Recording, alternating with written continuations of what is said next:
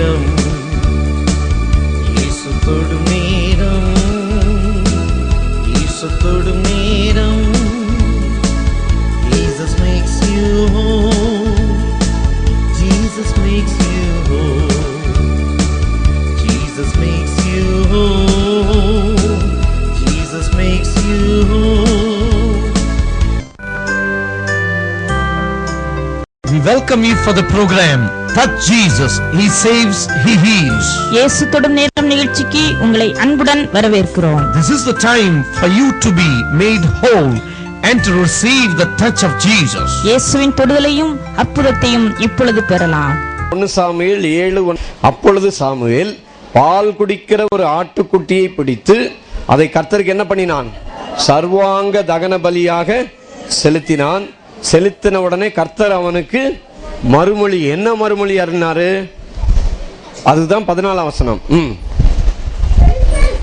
பெலிஸ்தர்னா யாரு? சாத்தான். சத்துரு இஸ்ரவேல் இடத்திலிருந்து என்னெல்லாம் புடுங்கி வச்சிருந்தானோ மொத்தத்தையும் கர்த்தர் திரும்ப கொடுக்க வைக்க போறார். விளங்குதா? உங்க கிட்ட இருந்து சத்துரு என்னத்தெல்லாம் புடுங்கி வச்சிருக்கிறானோ மொத்தத்தையும் கர்த்தர் திரும்ப கொடுக்கிறார். எப்படி அது திரும்ப கிடைக்குது? பால் குடிக்கிற ஆடுலதான் விஷயமே இருக்குது. ஆமென். ஆடு யாருங்க? ஆடு யாரு? ஹலோ பேசுங்க. ஆடு யாரு? ஆடு யாரு? இயேசு. எங்க போட்டிருக்குது? யோவான் 1:29 போட்டிருக்குது. இதோ உலகத்தின் பாவத்தை சுமந்து தீர்க்கிற தேவ ஆட்டுக்குட்டி. அந்த ஆட்டுக்குட்டியானவர் உங்க பாவத்தை, உங்க தரித்திரத்தை, உங்க சாபத்தெல்லாம் சுமந்ததுனால நீங்க என்னெல்லாம் உங்களுக்கு சத்துரு உங்க கிட்ட இருந்து பிடுங்கி பறிச்சுக்கிட்டு போனானோ அத்தனையும் திரும்ப கிடைத்தது. ஆமென். ஹல்லேலூயா. வாடகை வீட்டில் இருக்கிற எல்லாருக்கும் சொந்த வீடு கிடைத்தது. வாடகை வீட்டில் இருக்கிற எல்லாருக்கும் சொந்த வீடு கிடைத்தது. விளங்குதா? ஒருவேளை சொந்த வீட்டில் இருக்கிறீங்கன்னா அதை காட்டிலும் நல்ல வீடு கிடைத்தது. ஆமென். நல்ல வீடு கிடைத்ததா? கிடைக்க போக இனிமே கிடைக்குமா? கிடைத்தது. ஏன் கிடைச்சது? நீங்களும் நானும் ஆடு பலி செலுத்தல. அதுக்கு பதில் இப்பதான் அந்த பலியான இயேசு கிறிஸ்துவை நினைத்து பந்தியிலே பங்கு பெற்றோம். விளங்குதா? பங்கு பெற்ற உடனே நடந்த காரியம் என்னது? அவர்களுக்கு கிடைத்தது. ஆமென். அவர்களுக்கு என்ன செய்தது? அவர்களுக்கு என்ன செய்தது? கிடைத்தது. அவர்களுக்கு என்ன செய்தது? சொல்லு, பேசு. கிடைத்தது. ஆமென். அதாவது இங்க இருக்கிற 1 வயசு குழந்தையானாலும் சரி, 100 வயசு ஆளானாலும் சரி, கண்ணை பார்த்து நேரா பார்த்து நீங்க சொல்லிதான் ஆகணும், அவர்களுக்கு கிடைத்தது. சர்ச்சை பெருசானா உங்களை பார்க்க முடியாது இப்படிலாம். விளங்குதா? எவ்வளவு சின்னதா இருக்குதோ ரொம்ப ஈஸியா உங்களை கண்ணுக்கு கண் நேரா பார்த்துருவேன்.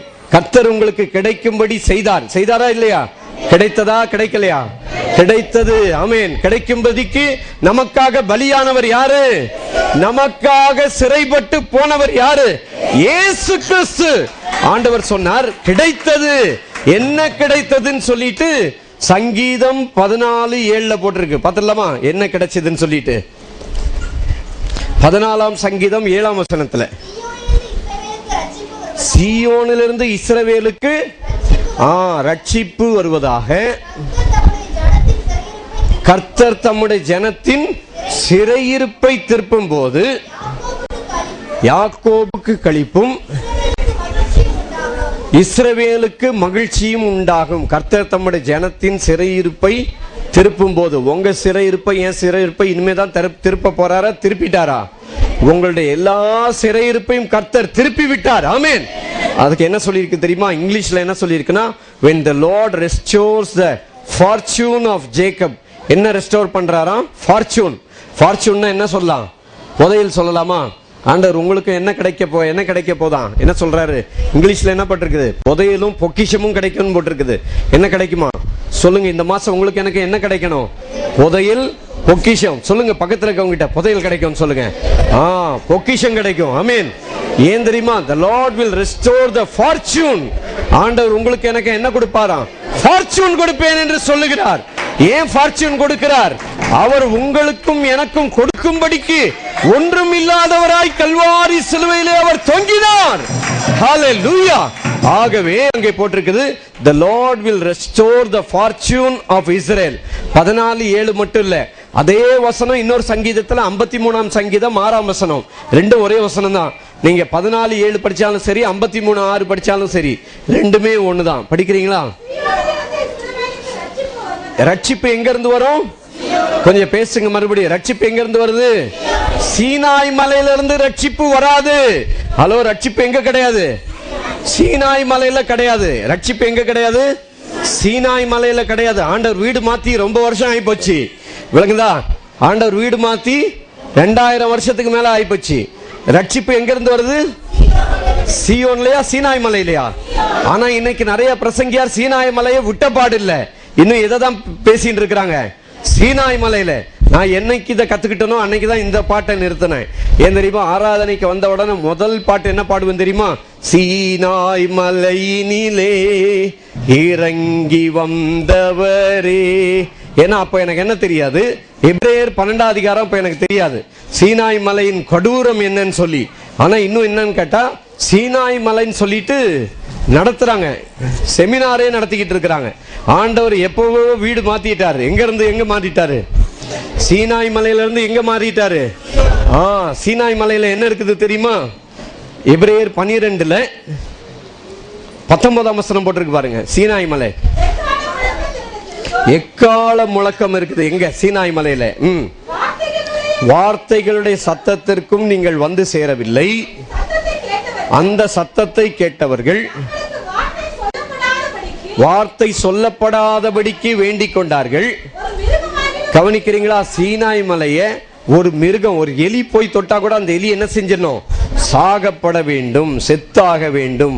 அதை பத்தி ஆண்டவர் தெரிந்து கொண்ட சிறந்த மனுஷனாகிய மோசே சொல்றான் பாருங்க 21ல, நான் மிகவும் பயந்து நடுங்குகிறேன். அதனால மோசே சீனாய் மலையில பயந்து நடுங்க வச்சது போல இன்னைக்கு எல்லா கோயிலுக்கு வர்ற ஜனங்களை பயந்து நடுங்க வச்சு வீட்டுக்கு அனுப்பிட்டு இருக்கிறாங்க. இங்க யாருக்கா பயம் நடுக்கம் இருக்குதா? இல்ல. ஆமீன். ஏன் தெரியுமா? நீங்களும் நானும் எங்க வரல? சீனாய் மலைக்கு வரல. எங்க வந்திருக்கிறோம்? சீயோன் மலையில என்ன இருக்குது? 18 படிங்க. இப்போ அன்றியும் அடுத்ததுல இருந்து படிங்க. தொடக்கூடியதும், அதாவது அக்கினி பற்றி எரிகிறதுமான மலையினிடத்திற்கும், மந்தாரம், இருள், பெருங்காற்று, இதெல்லாம் எங்க இருக்குது?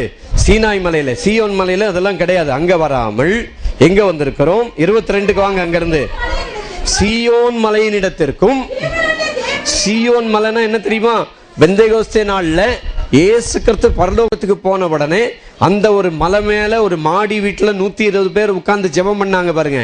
அந்த மலைக்கு பேர் தான் என்னது? சீயோன் மலை. தாவீது பலி செலுத்தின மலைக்கு பேர் தான் என்னது? சீயோன் மலை. அந்த சீயோன் மலையில தான் பெந்தேகோஸ்தே நாள்ல கர்த்தருடைய ஆவியானவர் வந்து இறங்கினார். ஆவியானவர் வந்து இறங்கும் போது நடக்கிற காரியம் என்ன தெரியுமா? லூக்கா 4:18 போட்டிருக்குது. கர்த்தருடைய ஆவியானவர் என்மேல் இருக்கிறார், தரித்திரருக்கு சுவிசேஷத்தை பிரசங்கிக்கும்படிக்கு என்னை அபிஷேகம் பண்ணினார், இருதயம் நறுங்குண்டவர்களை குணமாக்கவும். இங்க இருக்கிற இருதயம் நறுங்குண்ட எல்லாருக்கும் குணம் உண்டு. ஆமீன். இங்க வர்றவங்களுக்கு ஹார்ட் அட்டாக் கிடையாது. ஆமீன். ஹார்ட் அட்டாக் இல்லன்னு நம்புறவங்க எல்லாம் ஒரு அல்லேலூயா சொல்லுங்க. ஹalleluya, glory. இயேசுவை ஏற்றுக்கொண்டவர்கள் வாழ்விலே இருதயத்திற்கு கர்த்தர் என்ன கொடுத்திருக்கிறார்? இளைப்பாறுதலை கர்த்தர் தந்திருக்கிறார். ஆமீன்.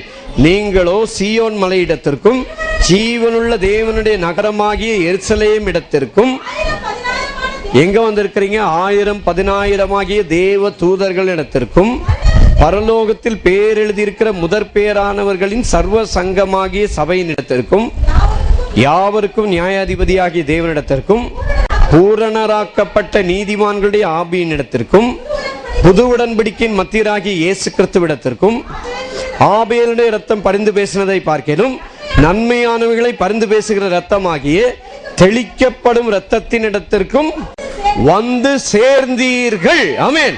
அதனால நீ நரகத்துக்கு போயிடுவ, ஜாக்கிரதையா இருந்து பண்ற பிரசங்கெல்லாம் பொய், சத்தியம் கிடையாது. அது விளங்குதா? ஆண்டவர் சொல்றாரு, நீ சீயோனுக்கு வந்து சேர்ந்தீர்கள். ஆமென்.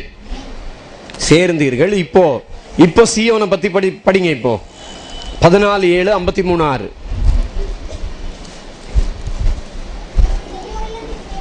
சீயோனிலிருந்து இஸ்ரவேலுக்கு ரட்சிப்பு உண்டாவதாக.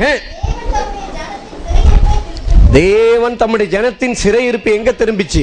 கர்த்தருடைய ஆவியானவர் சீயோன் மலையில இறங்கின பொழுது இயேசு சொன்னார், சிறைப்பட்டோருக்கு விடுதலை உண்டாக இயேசு இந்த பூமியிலே பரிசுத்த ஆவியானவருடைய வல்லமையினாலே செயல்பட்டார். அதே போல உங்களுக்கு சிறைப்பட்ட உங்கள் எல்லாருக்கும் கர்த்தர் விடுதலை கர்த்தர் தந்து விட்டார். விடுதலை பெற்ற எல்லாரும் கர்த்தரை மகிமைப்படுத்துங்க. ஹalleluya, glory. கர்த்தர் சீயோனின் சிறையிருப்பை படிங்க. கர்த்தர் மறுபடி ஃபர்ஸ்ட் படிங்க. சீயோனின் சிறையிருப்பை யாக்கோபுக்கு களிப்பும் இஸ்ரவேலுக்கு மகிழ்ச்சியும் உண்டாவதாக. When the Lord restores the fortune unto his children. விளங்குதா? ஆண்டவர் உங்களுக்கு எனக்கு எதை திரும்பி கொடுக்கிறாராம்? ஃபார்ச்சூன் திரும்ப கொடுக்கிறார். ஆமென். என்ன திரும்ப கொடுக்கிறாரு? பொக்கிஷத்தையும் புதையல்களையும் கர்த்தர் திரும்ப கொடுக்கிறார். ஆமென். ஃபார்ச்சூன் கர்த்தர் திரும்ப கொடுக்கிறார். ஹல்லேலூயா. சிறையிருப்பிலிருந்து திரும்பி வந்தா என்ன கிடைக்குதாம்? பொக்கிஷமும் புதையல்களையும் கர்த்தர் கொடுக்கிறார். விளங்குதா? அதுக்கு இன்னொரு சங்கீதமே இருக்குது. ஒரு முழு சங்கீதத்தையே கர்த்தர் கொடுத்திருக்கிறார். எடுத்து வாசிங்க பார்க்கலாம். 126ஆம் சங்கீதம். சீயோனின் சிறையிருப்பை கர்த்தர் திருப்பும் போது உங்க சிறையிருப்பை நீங்க திருப்ப முடியாது. நீங்க குடிகாரனா இருந்தா உங்க குடிகார பழக்கத்திலிருந்து உங்களை நீங்க மாத்த முடியாது. யார் சீயோனின் சிறையிருப்பை திருப்புறது? யாரு? இப்ப படிங்க வசனத்தை. சீயோனின் சிறையிருப்பை கர்த்தர் திருப்பும் போது எப்படி இருந்தாங்களாம்? சொப்பனம் பார்க்கிறவங்க போல இருந்தாங்களாம். சீயோனின் சிறையிருப்பை கர்த்தர் திருப்பும் போது எப்படி இருந்ததா உங்களுக்கு? ஹலோ, கவனிக்கிறீங்களா? கனவு காண்றது போல இருந்துச்சான். எத்தனை பேர் நிறைய கனவுலாம் பார்த்துருக்கிறீங்க? ஹலோ, கனவுலாம் பார்க்கறதே இல்லையா? எத்தனை பேர் உங்களுக்கு நல்ல காலத்தை கர்த்தர் வைத்திருக்கிறார் சொல்லி நல்ல கனவுலாம் பார்க்குறீங்க? ஹல்லேலூயா, க்ளோரி. நல்ல கனவு எப்போ வரும் தெரியுமா? சீயோன் மலையில தான் நல்ல கனவு வரும். ஏன்னா அங்க பரிசுத்தாவியானவர் இறங்கும் பொழுது அங்க போட்டிருக்குது. அப்போஸ்தலர் 2லயும் யோவேல் 2:21 மேல மாம்சமான யாவர் மேலும் என்னுடைய ஆவியை ஊற்றுவேன், அப்பொழுது மூப்பர்கள் சொப்பனங்களையும் வாலிபர்கள் தரிசனங்களையும் காண்பார்கள். அங்கே போட்டிருக்குதா? கர்த்தர் சீயோனின் சிறையிருப்பை திருப்பும் போது சொப்பனம் காண்கிறவர்களை போல இருந்தோம், அப்பொழுது நம்முடைய வாய். கொஞ்சம் எல்லாரும் சேர்ந்து படிச்சா நல்லது. ஏன்னா ஒரு சிலர் வேடிக்கை பார்த்து ஒரு சிலர் எங்கேயோ பிச்சைக்காரன் தெருவில் உட்கார்ந்துருக்கிற மாதிரி உட்கார்ந்து இருக்காதீங்க. கவனமா உட்காருங்க. விளங்குதா? படிங்க. இப்ப எல்லாரும் சேர்ந்து படிங்க. நீங்க படிப்பீங்கன்னு நான் வசனத்தை எடுக்காம இருந்தேன். நான் எடுத்துதான் ஆகணும்னு நினைக்கிறேன். எல்லாரும் சேர்ந்து படிக்கலாமா? முதல் வசனத்திலிருந்து 1 2 3. சீயோனின் சிறையிருப்பை கர்த்தர் திருப்பும் போது சொப்பனம் காண்கிறவர்கள் போல் இருந்தோம், அப்பொழுது நம்முடைய வாய் நகைப்பினாலும். ரைட், கொஞ்சம் பிரேக் பண்ணுங்க. அப்பொழுது நம்முடைய வாய். யாருக்கு இந்த இடத்துல நல்ல அழகா சத்தமா சிரிப்பீங்க? எங்கய்யா நல்லா சத்தமா சிரிப்பீங்களா? வாய் எப்படி நிரம்பணும்? சத்தமா. நகைப்பினால் கொஞ்சம் நிரம்பிட்ட சிரிங்க பார்க்கலாம். நல்லா சிரிங்க சத்தமா. எழும்பி நின்று சிரிங்க பார்க்கட்டும் எல்லாரும். கொஞ்சம் சத்தமா சிரிங்களேன். சிரிங்க எல்லாரும். Glory, hallelujah. கொஞ்சம் சபைக்கு வந்தா சந்தோஷமா இருங்க. அப்பொழுது நம்முடைய வாய் நகைப்பினாலும். என்ன முடிஞ்சு போச்சா? கொஞ்சம் சிரிங்கயா. சிரிங்க. சந்தோஷமா சிரிங்க. Glory. Glory, hallelujah. கொஞ்சம் அவர் கூட சேர்ந்து சிரிங்க எல்லாரும். சந்தோஷமா சிரிங்க. Glory. Thank you Jesus. கர்த்தர் சீயோனின் சிறையிருப்பை திருப்பும் போது சொப்பனம் காண்கிறவர்கள் போல் இருந்தோம். இங்க வாங்க, கிட்ட வாங்க. உதாரணத்துக்கு மட்டும் கூப்பிட்டா பத்தாது, சிரிக்கிறதுக்கு அவரை தான் கூப்பிடணும். வாங்கய்யா. ஹல்லேலூயா. கர்த்தர் உங்க சிறையிருப்பை திருப்பினாரா? திருப்பினார். என்னெல்லாம் திருப்பினாரு சொல்லுங்க. என்னெல்லாம் திருப்பினார்? இப்போ இல்லாத பழக்கம் முன்னால இருந்தது. குடிப்பழக்கத்திலிருந்து கர்த்தர் என்ன பண்ணி இருக்கிறார்? இவரு திரும்பி இருக்கிறார். குடிப்பழக்கத்துல சிரிச்சதை விட இப்போ என்ன சந்தோஷம் இருக்குதுன்னு அங்க போட்டிருக்குது. படிக்கலாமா? அதுக்கப்புறம் சிரிங்க. சரியா? கர்த்தர் சீயோனின் சிறையிருப்பை திருப்பும் போது சொப்பனம் காண்கிறவர்கள் போல் இருந்தோம், அப்பொழுது நம்முடைய வாய் நகைப்பினாலும். சிரிங்க. சிரிங்க கொஞ்சம் சத்தமா. Glory, hallelujah. இப்போதான் அவர் சிரிக்கிறார் உண்மையா. Glory. சிரிங்க.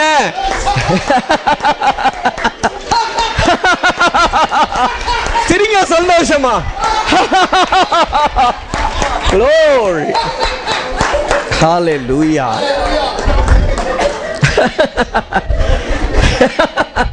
சிரிங்க கொஞ்சம். சந்தோஷமா கர்த்தருக்குள்ளாக. ஆமென். glory.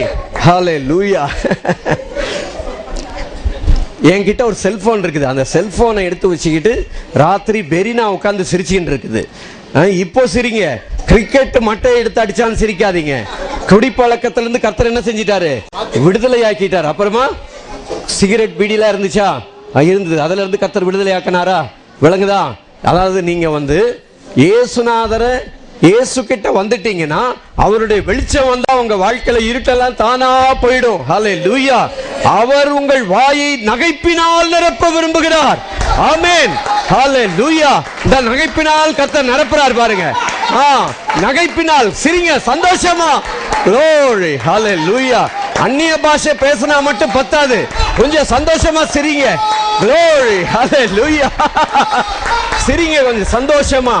glory. hallelujah. சிரிங்க பிரதர்.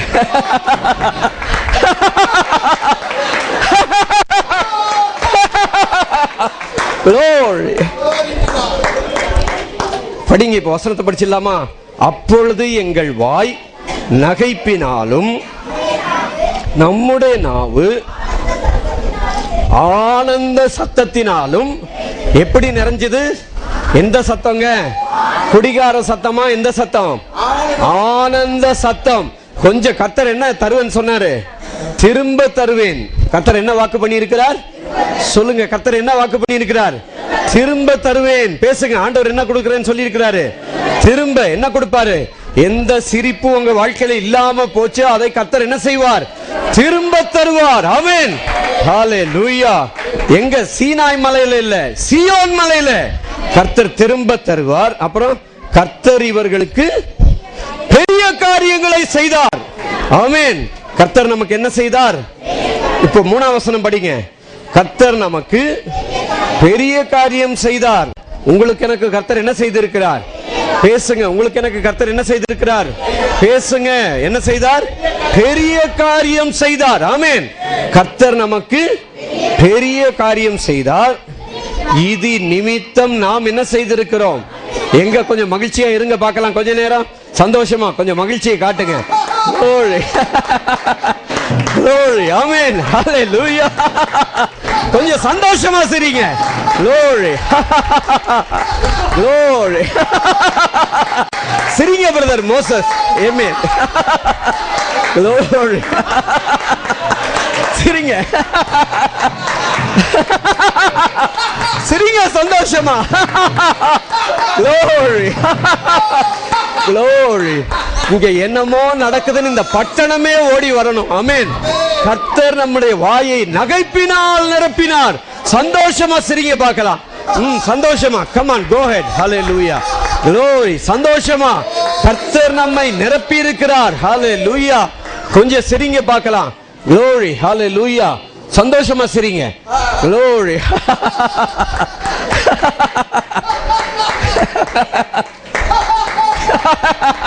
பாப்பா பாக்குது.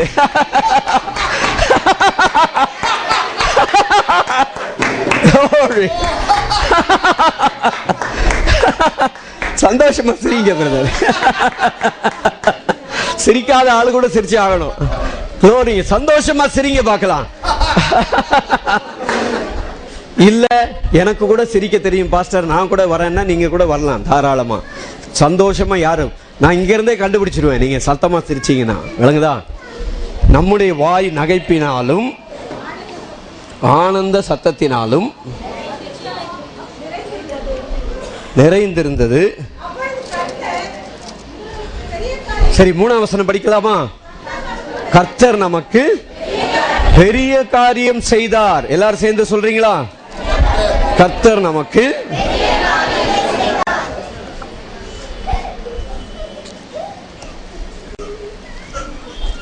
யார் சிரிக்கிறாங்க? இப்போ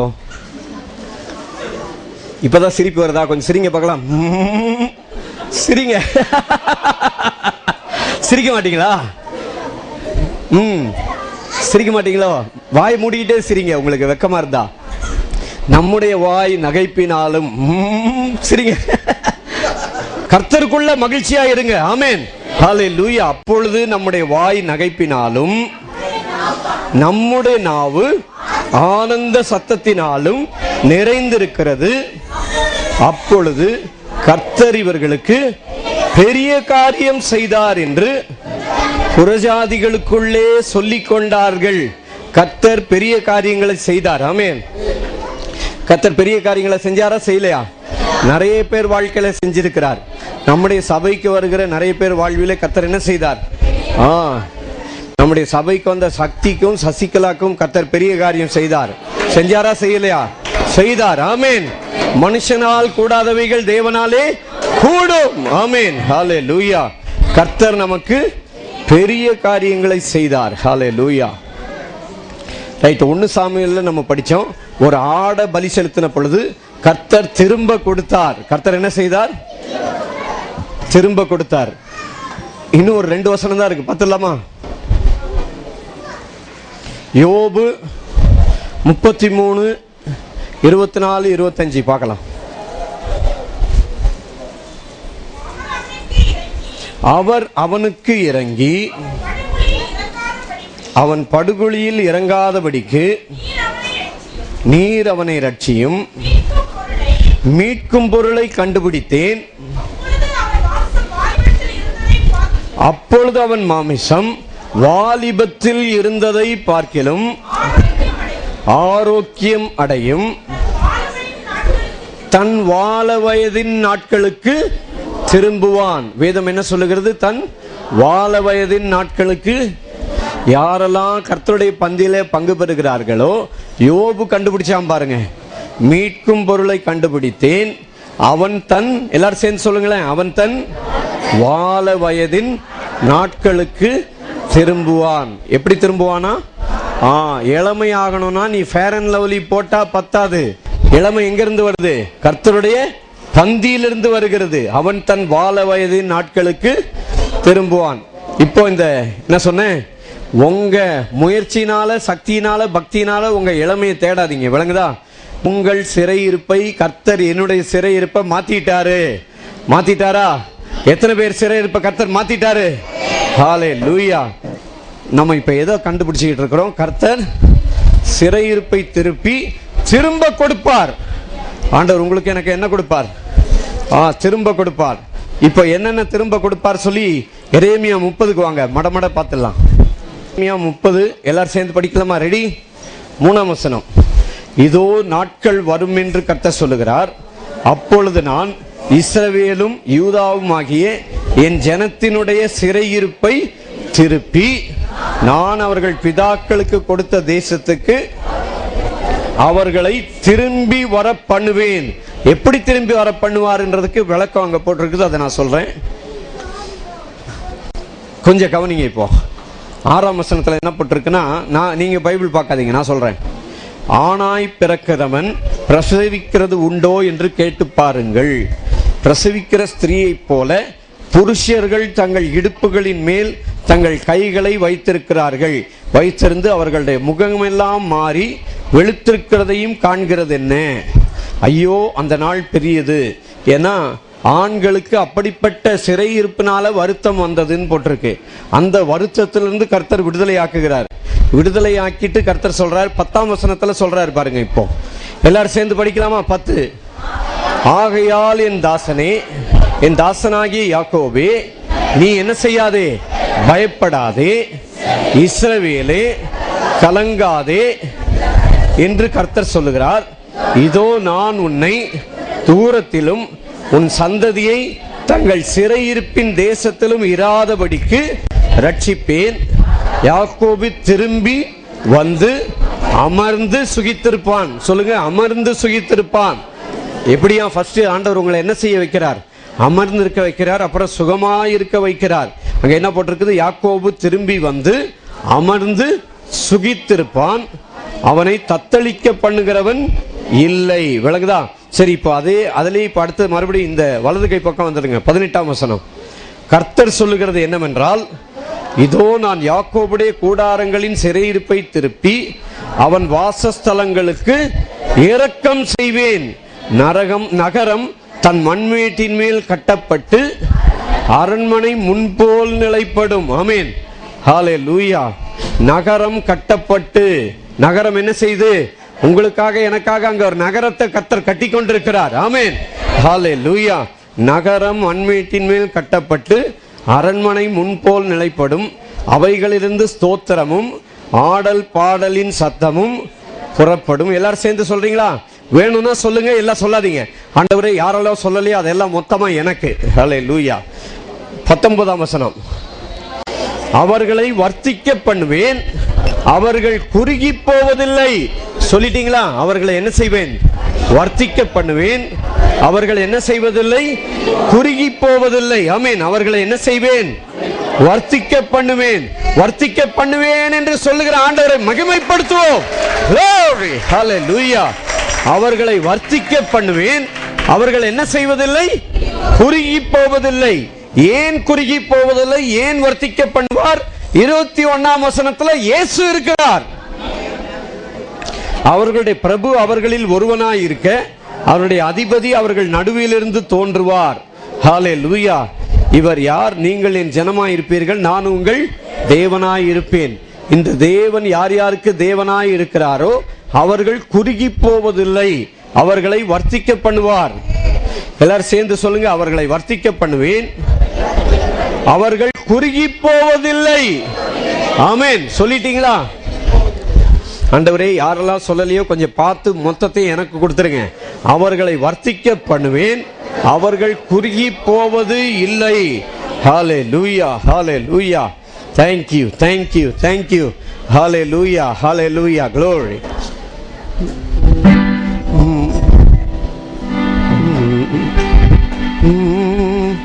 எல்லாரும் சேர்ந்து ஆனந்த துதி ஒலி கேட்கும், ஆடல் பாடல் சத்தமும் தோனிக்கும். ஆகாய விண்மீனாய் அவர் ஜனம் பெருகும், ஆண்டவர் வாக்கு பலிக்கும்.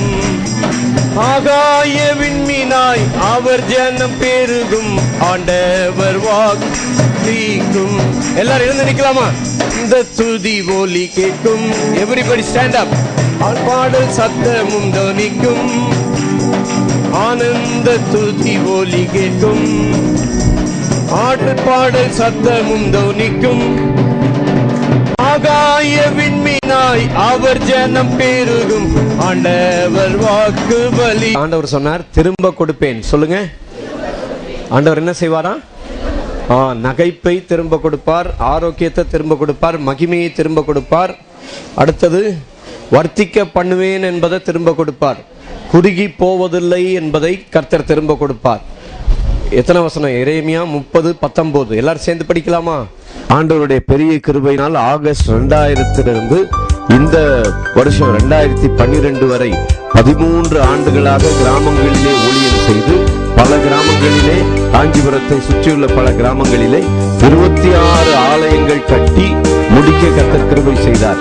இப்பொழுது 27வது ஆலயமாக சென்னை எக்மூர்ல டச் ஜீசஸ் சர்ச் என்று சொல்லி நாங்கள் ஆராதிக்கிற எங்கள் சபையை கட்டலாம் என்று தீர்மானித்திருக்கிறோம். இந்த கிராம ஊழியங்களுக்கு போகவும் கிராமத்தில் ஆலயம் கட்ட அநேகர் உதவி செய்தீர்கள். அதற்காக கர்த்தர் உங்களை ஆசீர்வதிப்பாராக. இப்பொழுது முக்கிய அறிவிப்பு என்னவென்றால், எழும்பூரில் உள்ள டச் ஜீசஸ் சர்ச்சை நாங்கள் இப்பொழுது கட்ட ஆரம்பித்திருக்கிறோம். கிராமங்களிலே கட்டப்பட்ட ஆலயங்களை 40,000 ரூபாய்க்கு கட்டினோம். ஆனா இப்ப கட்டுகிற தொகை என்னவென்றால் 40 லட்சமாக மாறிவிட்டது. ஓன்னு சொல்லி உடனே பயந்துடாதீங்க, 40 லட்சம் என்று சொல்லி. இதற்காக ஜெபித்து, ஆண்டவரே நான் என்ன உதவி செய்ய வேண்டும் என்று பரிசுத்த ஆவியானவரிடம் கேட்டு 400 ரூபாயோ இல்ல 4000 ரூபாயோ அல்லது 40,000 ரூபாயோ இல்ல 4 லட்சமோ, கர்த்தர் உங்கள் உள்ளத்துல என்ன சொல்லுகிறாரோ அந்த தொகையை நீங்கள் உதவி செய்யும்படியாய் அன்பாய் இயேசுவின் நாமத்திலே நாங்கள் கேட்டுக்கொள்கிறோம். கர்த்தர் இயேசு உங்களை ஆசீர்வதிப்பாராக. கொஞ்சம் கவனிங்க. இப்போ ஒரு அறிவிப்பு சொல்றேன். என்ன அறிவிப்பு? நம்ம டச் ஜீசஸ் டவர் சர்ச் எக்மோர்ல இப்போ இடிச்சு கட்டிக்கிட்டு இருக்கிறாங்க, விளங்குதா? அதனால ஒவ்வொரு டச் ஜீசஸ் டவர் சர்ச் எங்க நடக்குதுன்னா, எக்மோர் ஃபவுண்டன் பிளாசாவுக்கு முன்னால இருக்கிற ஜீவன ஜோதி பில்டிங்ல நடக்குது. கவனிக்கிறீங்களா? சென்னை பட்டணத்தில் இருக்கிறவர்களுக்கும் வெளியூரில் இருக்கிறவர்களுக்கும் ஒரு முக்கியமான அறிவிப்பை சொல்லுகிறேன். டச் ஜீசஸ் சர்ச் இப்பொழுது எக்மூர்ல ஃபவுண்டன் பிளாசாவுக்கு முன்னால இருக்கிற ஜீவன ஜோதி பில்டிங்ல நடக்குது. இந்த இடம் எங்க இருக்குதுன்னா எக்மோர் மியூசியம்க்கு எதிரில் இருக்குது. எதிரில் ஃபவுண்டன் பிளாசாவுக்கு முந்தின பில்டிங். அதில் ஜீவன ஜோதி பில்டிங்ல மாடியில் டச் ஜீசஸ் டவர் சர்ச் நடக்குது. ஜீவன ஜோதி பில்டிங்ல 7-8 ஆராதனை நடக்குது. அதனால எங்கேயா போய் உட்காந்துடாதீங்க. டச் ஜீசஸ் சர்ச்சின்னு சொல்லி கேட்டு நீங்க 2வது மாடிக்கு வந்தீங்கன்னா எங்க ஆராதனையில நீங்களும் சேர்ந்து பங்கு பெறலாம். விளங்குதா? அதுக்கு இப்ப கட்ட ஆரம்பிச்சிருக்கிறாங்க. சீக்கிரம் கட்டி முடித்த பிறகு தமிழ்நாட்டில் இருக்கிறவர்கள் வருஷத்துக்கு ஒரு தடவையாவது சென்னை பட்டணத்தில் எங்கள் ஆராதனைக்கு வந்து போகும்படியா இவங்களை அன்பாய் கேட்கிறோம். ஹல்லேலூயா. வரவேற்று கொஞ்சம் கர்த்தரை மகிமைப்படுத்தலாமா? Glory. Hallelujah. Glory. There's no way to measure what